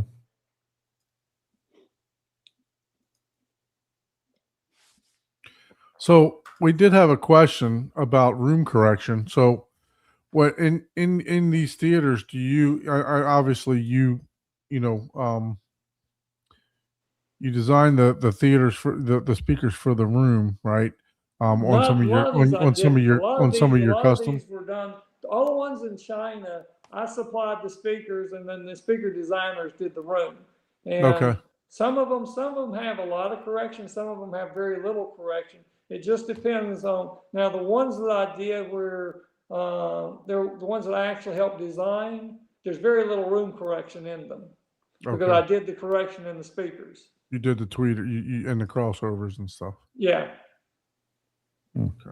So how does one design the speaker like that, the crossover? I mean, what do you? I don't know if you'd be giving away trade secrets there or not, but like if I got too much reflection from my front left speaker, at a certain, let's just call it 140 hertz or 200 Now, see, I hertz. kind of tried to do that before.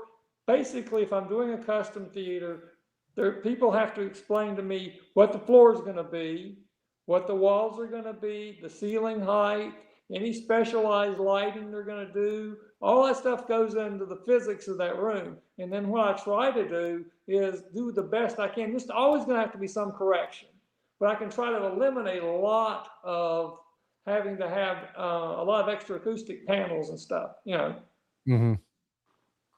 So how what would you? I mean, is it like you would have to use more capacitors, more resistors, or you know? The quality of them, and I change for each speaker. Sometimes I have a different crossover points based in there because of the reflection. Okay, you're not going to want quite as much reflection at this hertz level because of Right. this. So I change the custom do the crossovers is what really that. I don't do any real changing in the actual drivers at all. The components pretty much stay the same, and everything is pretty much all done in the crossover stuff. Very cool. I love the idea of designing the speaker specifically for the room. Yeah, I've that's done that. That's where I used to shine all the time, was to do that. I've done very little of that Recently. yeah. Very nice.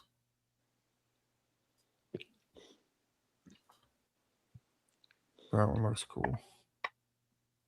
Yeah, that So- has 963s as the LC. It's got the it's got the 963s for LCRs, and it's got the 653s for surrounds and rears. And that was before Atmos.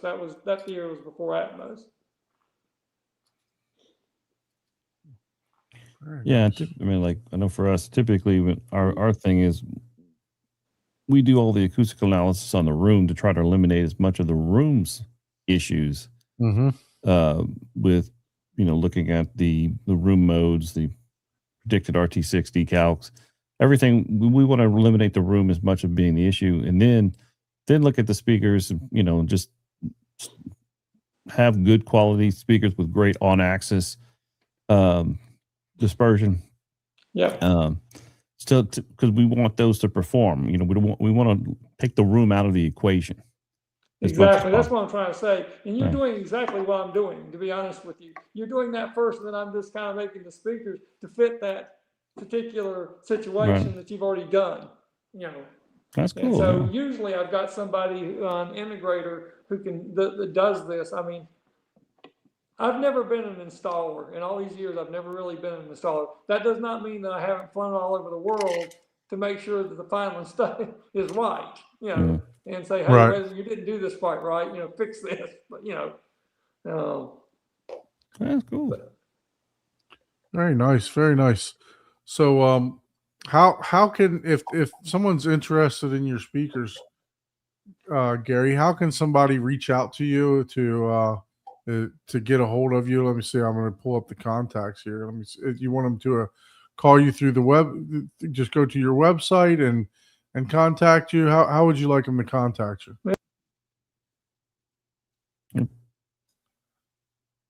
We lost your audio, Gary.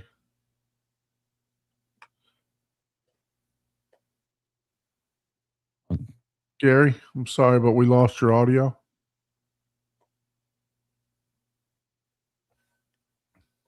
Uh-oh. Try muting him and then unmuting him. See if that works. But I'm sure he's got a good contact page on the website. Does it have a phone number? And he's probably not hearing us either. Yeah, I'm gonna text there's his him. phone number. Yeah.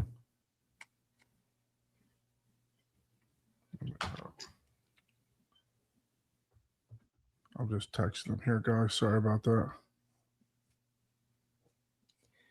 Yeah.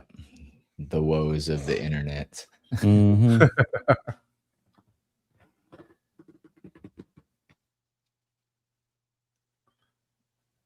I just told him that we lost his internet to log back in. Yeah.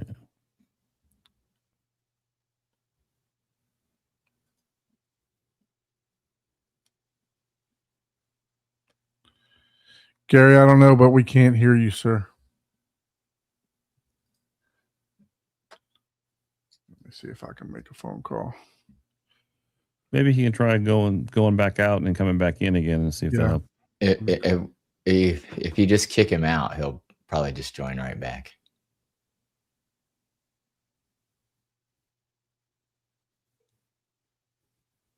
Yeah, audio just dropped. Yeah. Oh. Yeah, that's an internet thing. Hey, we lost your audio, sir. Yeah, just leave and come back. Yeah, we couldn't hear you, so just go in and come back out, okay? All right, bye. Or vice versa, go out and come back in. Yeah. Something like that.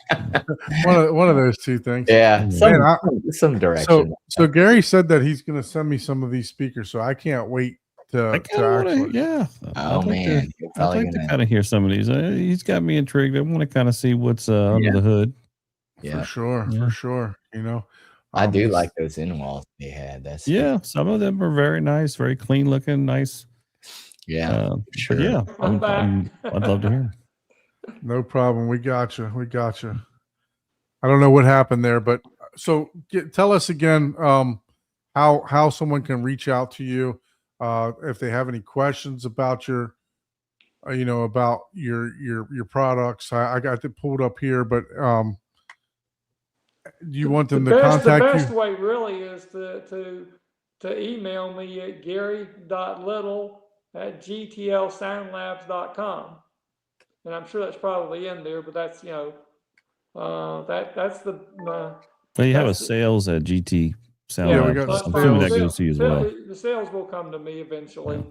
Yeah, like I said, but if you want to talk to me directly, it's gary.little@GTL and I am the founder and president of the company. And so, the salespeople, I only have 2 other employees right now. I used to be quite big before the pandemic. We used to have a big commercial building, and basically I've been running the company out of my house, but my house is a little on the different side. It's an 8,300 square foot ranch. And so there's lots and lots of demo rooms here. Oh, cool.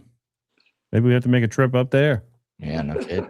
Well, the problem is I'm looking at putting the house up on the market soon because it's getting pretty big. When there was 5 kids at home and a wife at home, it was different. I don't have a wife and I've only got 1 child anymore. So this here, so it's getting kind of big for that, but I'm going to miss it dramatically if I sell it. Yeah, for sure. Did y'all want to see the 211 3? Yeah, absolutely. Show us anything you got, man. Okay, let me see if I can get some light on that room right quick. And I put the email in here, gary.little@gtlsoundlabs.com, so they can get right to you if they have any questions or any interested in you designing them a large custom speaker design. You can put your name on it. There you go. The Don, double D Don. It's gonna have 3 subwoofers. Let me get a little more light in here because I don't think you can see everything.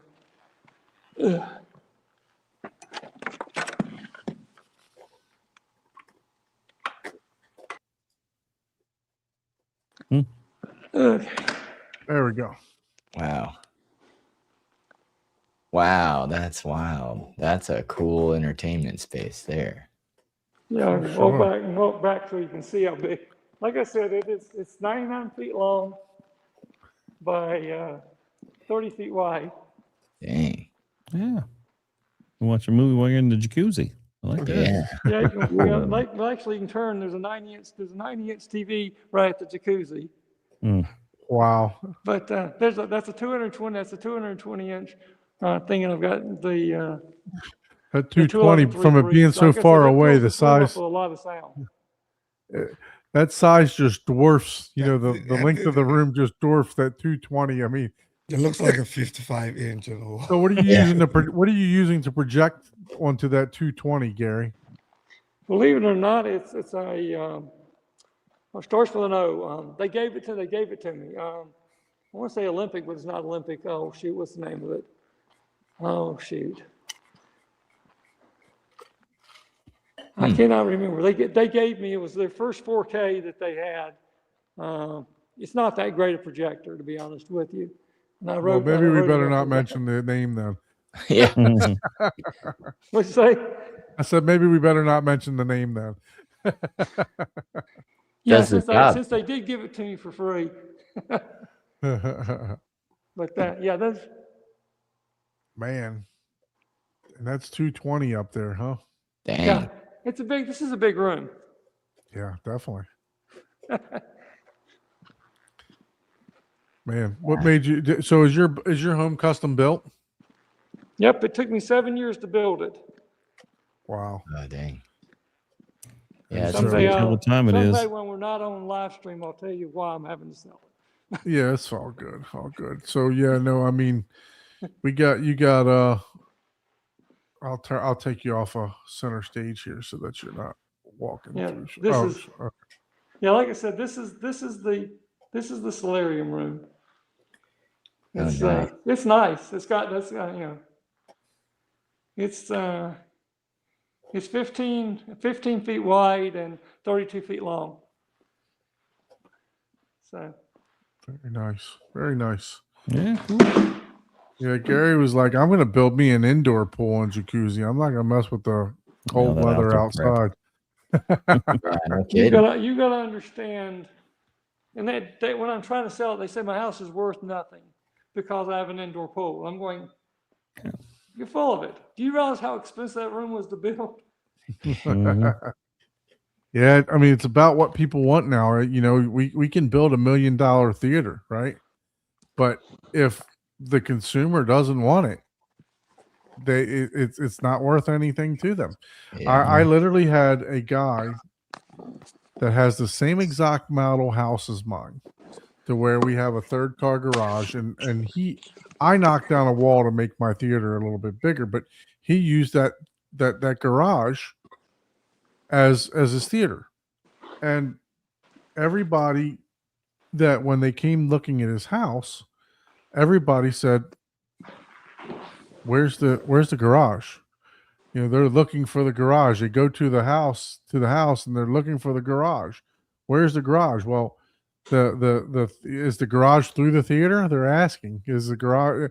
And nope, the garage is the theater. I said, oh, I wish you would have left the garage. You know, so it actually cost him some sales for a little bit Oh, because yeah. You got to people- find the right buyer. Because, exactly. like me, I'm into motorcycles as well. That's one of my hobbies. Yeah. And if I don't have a garage, I don't even look at it. Yeah. No, I wouldn't. You know, like I said, you'd love this house because it's got a five car garage that you can put 10 cars in. Oh, Wow. 10 cars. Nice. Wow. Okay. So you got a tandem. Yeah. Like a double Wow. tandem. Yeah. Yep. I've seen those before. Yes. I would be jealous of that garage. Yeah. You You're got trying to tell me any this house isn't you got any worth beauties in anything. there? I need to take 1/4 of what it's appraised for, and I keep telling them I can't do that. Yep. So Miguel says, have you ever designed a coax or concentric design speaker? Yes, a coax, and that is the 8.2 is a coax. Okay. Nice.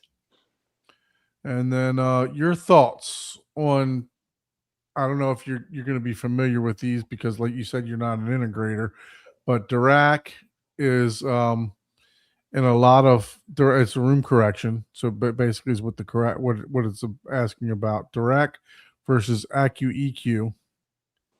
Says he's getting more bass from Accu EQ overall and better listening experience than Dirac. I'm currently running Polk R700s with Polk Center surrounds and 4 heights. I'm Accu not that EQ. familiar with those. I'm really familiar with Perfect Room. I don't know if you were familiar with Room the Perfect, product yeah. called Room Perfect. Yyep. I'm very Yeah. familiar with it. That's That's Yeah. Lindor's Tom's product. favorite toy. Well, Yeah. yeah. Yeah, we Dirac. all know that one pretty well. Mac has it and Lindorf does, and Mm-hmm. you can, both of them have it licensed to use. Yeah. I'm familiar with both of those. Yeah. Because I've used both of those, and And I've it's good. used, It's good. I've had good results with it.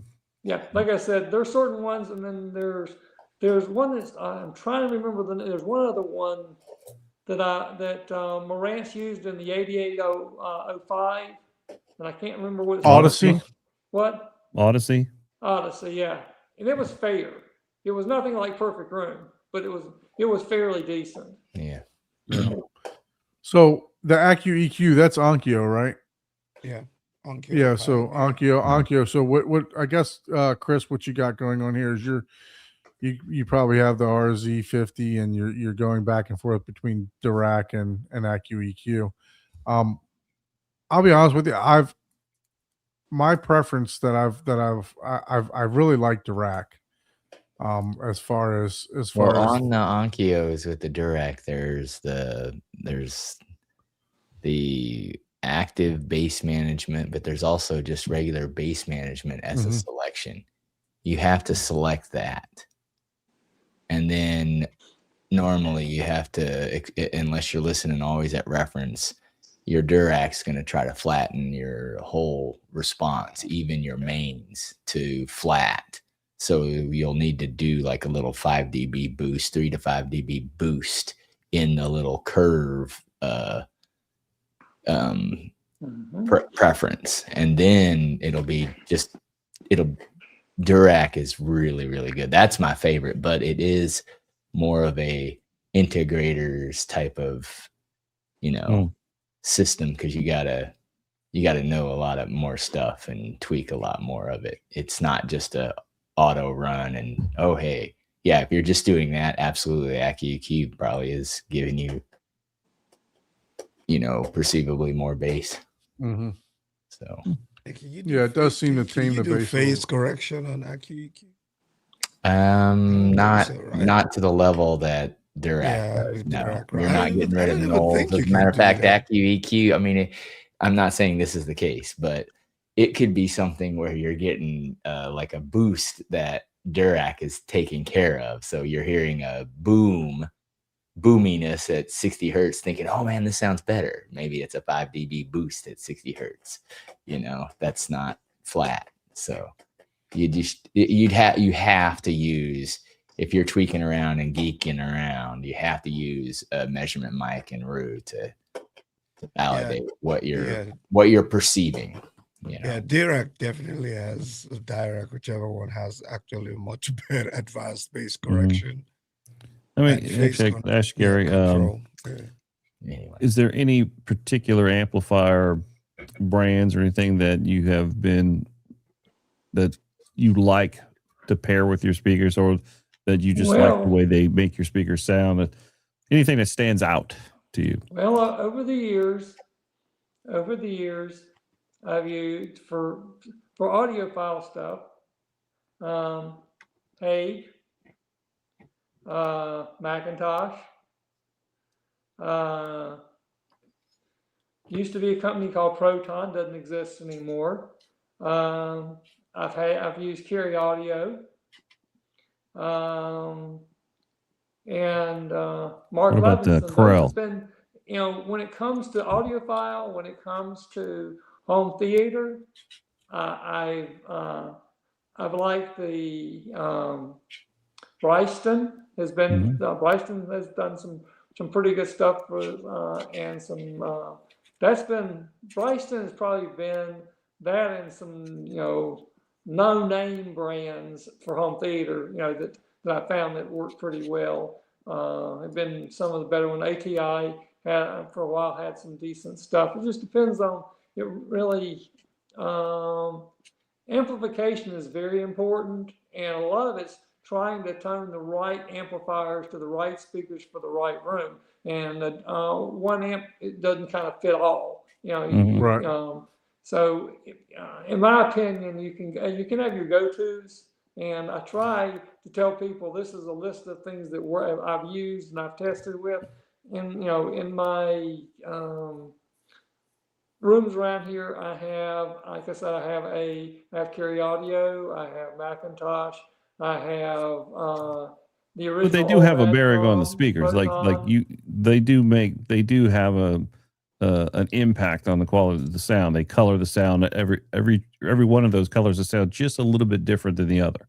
Exactly. And just kind of curious which one's kind of warmed your ears a little bit better than the others, as far as, I like the way that particular amp sounds with my speakers, or with that particular. I really like I like the Macintosh. I really like the Carry Audio, and I really like Proton. They don't exist anymore. So when you say Macintosh, would you say the tube amp? And hey, I really like that one. Hagel, however you want to pay it. Hegel. It's, yeah, Hagel, yeah, Hagel. Yeah. Hagel, yeah. I mean, That's when- curious when- because because I imagine that's kind of a personal thing, and It you is. know It's your a very speakers better personal than thing. obviously Yeah, than because anybody. once you Yeah. get to that level and you've got the right interconnects and stuff, then it becomes a personal thing, what you want for that the certain warmness or the certain sound tones and stuff Right. you want. So would you say that you prefer a tube amp for the out of the Macintosh, or what do you prefer the regular integrated? Well, I like the MC300. They don't make it anymore. It's been long gone. But the MC300 was my favorite, and it was not a tube amp. I have had the 100-watt tube amps. They are a little too warm for me in a lot of cases because they actually color the sound a little bit too much. Mhm. But they do have a very warm sound. But for me, I prefer the MC300 to that. Okay, I very mean, good. some people really love the tube amps, but you have to want a more warm. You want a more warm tone. It's not going to be quite as accurate, but it is going to be a much warmer tone. Mm-hmm. For sure. And as far as like what would you say that you use for your source? Are you using a record player? Are you using a streamer? What are you using Most for of your the source? time, for me personally, I'm using a CD player, or I'm using a turntable. 9 times out of 10, when it comes to my car, like I stream in my car and I stream things, but I don't ordinarily use a streamer. At one point, I had an MS300, my Macintosh streaming unit, but it still was nothing like listening to a properly done, CD. It's just like the same thing as streaming a movie and watching either a 4K disc or a red ray disc. Right. There's a difference. The sound is different. The picture quality is different. It does make a difference. And I know that things are going away from ever using 4K units, that everybody's just doing streaming. But one day I said, listen, I don't like how this sounds. So I went and found my disc and put it in. It was like night and day difference in the sound quality. And are you using Macintosh CD player? What CD player are you using? I have I have several, but I use my Macintosh. I also have a vintage Nakamichi that I love, and I've got a Hague. I've got the Viking Hegel. Hagel. Hegel. But all of those I love. They all give you a very, very good sound. And then I've got, I've got 2 turntables. One of them's a vintage Denon that I've had for years, and I have a MC1000 Macintosh cartridge in it, and the other one I have is an MT20 Macintosh turntable, and then I have in it I can't even tell you what thing it is. It's the company it's a Japanese stylus, but they're very expensive stylus. But again, a lot of the stuff I have over the years, a lot of manufacturers have made me special deals. Hey, will you write me a report? Will you review what you think of this and stuff? And so I've gotten stuff over the years by doing stuff like that, and writing reviews and stuff. Sometimes they don't like the reviews I write because I'm going to write the truth, Right. Of course. In most cases, they like it very much because, I do really like it. There's certain things that I have not liked, but. Well, that's what we hope for. I mean, you've been very honest and open with us about, what you look for in a speaker, how to design it, and then even your opinion on some of, like cables and other products. So we definitely appreciate your honesty on that, and it says a lot because if you have somebody that's just going to blow smoke, then they're building stuff, so that says are they going to blow smoke about their products too? right? So I really like the fact that you're open and honest about, other areas of the hobby, and speaker cables and stuff like that. Well, the thing is, if you're not honest, I would, if I was a dishonest person, I'd be a very wealthy person. Let's just put it this way. I hear that I one. look at things, would I pay for this? If I were buying this and I wanted this, would I pay for this? And if I wouldn't, then I'm not gonna try to sell it to you. I'm also not gonna try to sell you something you don't want, or just because I happen to have this in stock. Yeah, that's Right. something I'm just not gonna do. Mm. So I love what I do. I've been doing this for so many years. It is my joy to help people enjoy and get to hear quality sound. Well, Gary, we definitely appreciate you joining us on the show this evening. And like I said, guys, if you're interested in GTL Sound Lab speakers, make sure you reach out to Gary at gary.little at GTL Sound Labs. And then he's got all his other contacts also on the, I got to move my screen back up here, on his website. He's got a sales team there also. So, but if you'd like to talk to Gary personally, you can reach him at gary.little at gtlsoundlabs.com. We got a phone number here, Gary. Does that go directly to you or does that go to an office? That one probably goes to the office, but it will get directed to me. Any phone calls that come in, like I said, no one answers the phone. If you get a voicemail and say leave a message, if this is about speakers, leave a message, and either someone will call them back immediately or I'll call them back immediately. So it is. That's the other thing. I'm only big enough. I've always wanted to be small enough that I can give fast response back to people, and I try to give people real customer service. And so, I mean, we're not, like I said, we're a cottage industry. We're not a huge company. I mean, like I said, I'm no wisdom, no pro and I don't have huge pockets, so, but I just like to build quality product. Cool. Yeah, that's cool. Definitely understand that. So, guys, please, if you'd like to be a guest on the show, please shoot us an email at hometheaterhublive@gmail.com. Please do all that great subscribe, share stuff, all the YouTube stuff that you would do. And until next time, lights down, sound up, and don't blame us for your next upgrade. We'll see you on the next show. Thank you, guys. Gary, you can hold on, okay? Yeah. Later, guys.